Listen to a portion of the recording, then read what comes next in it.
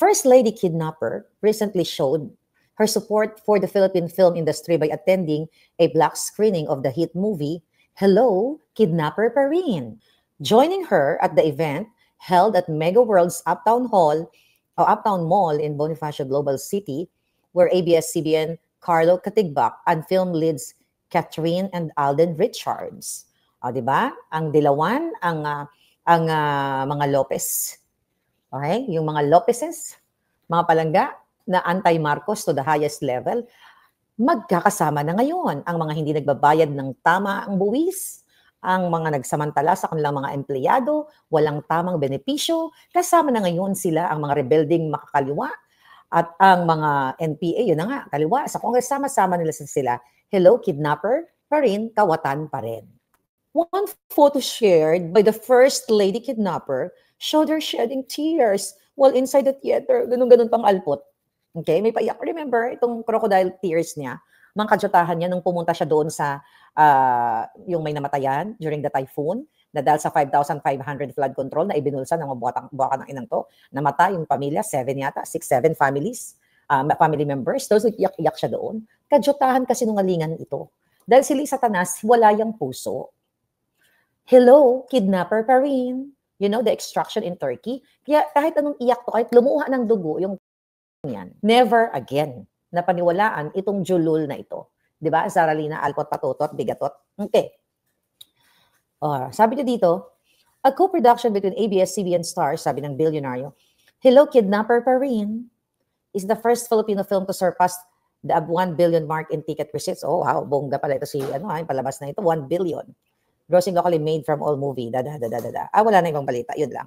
So my point sa Hello, Kidnapper pa rin, alam mo yan si Lisa Tanas, agaw eksena yung kapangitan ng hinayang na yan. Kunwari, sasabihin na dun sa mga cameraman ka, saan niya, France? Bikang-bukang-kang, ihiga-higa ako kunwari doon ha, kuhaan niyo ako, i-capture niyo ako para ma-headline yung kadjungitan ko.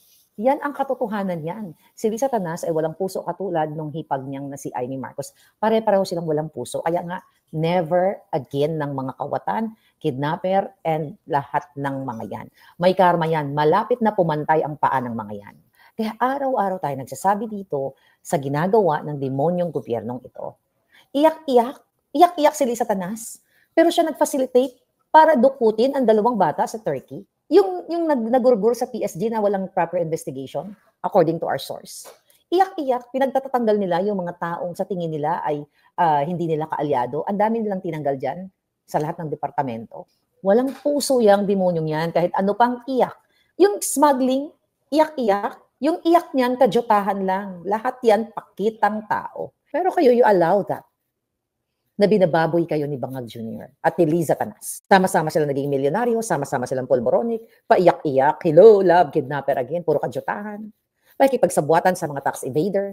Kayo, hindi makabili ng toyo, patis man lang, dahil sa kamahal lahat. Ang mga anak ninyo umiiyak, walang makain. O noodles lang kinakain nyo, o asin, betchin, Betchinan nyo na yung mga jotang ginimes na yan. Pero kung talagang gusto nyo, pamunuan kayo ng polboronic, kasi ganito kasi yung dahilan ng mga tao. Ay, wala kaming time dyan sa mga na yan. Sa mga rally na yan.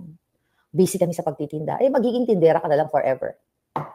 Yeah? Tagatinda ka na lang forever kasi hindi ka lumaban sa iyong karapatan na dapat mas marami pang opportunity sa'yo. Mas marami ka pa sanang tininda. Hindi ka lang dapat maging tindera forever, kundi maging bonggang-bonggang tindera ka.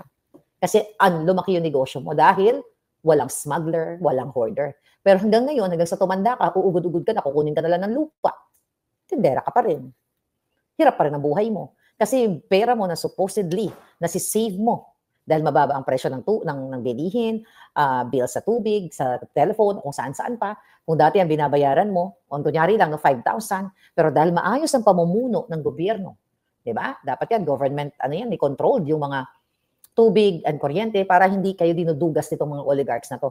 Pero wala, gusto nyo talagang gano'n. Ayan nyo na, magbe-praise pa kayo sa mga oligarchs o mga artistang jowa ng oligarchs. Diba? Without thinking na instead of 5,000 a month ang bills ninyo, dahil sa maayos na pamumuno ng gobyerno, 2,500 na lang.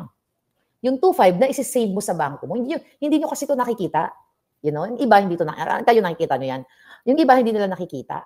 Pero yung savings na yung 1,000, 2,000, kung ilalagay mo sa bangko, o paikot mo sa paninda mo, lalago ka.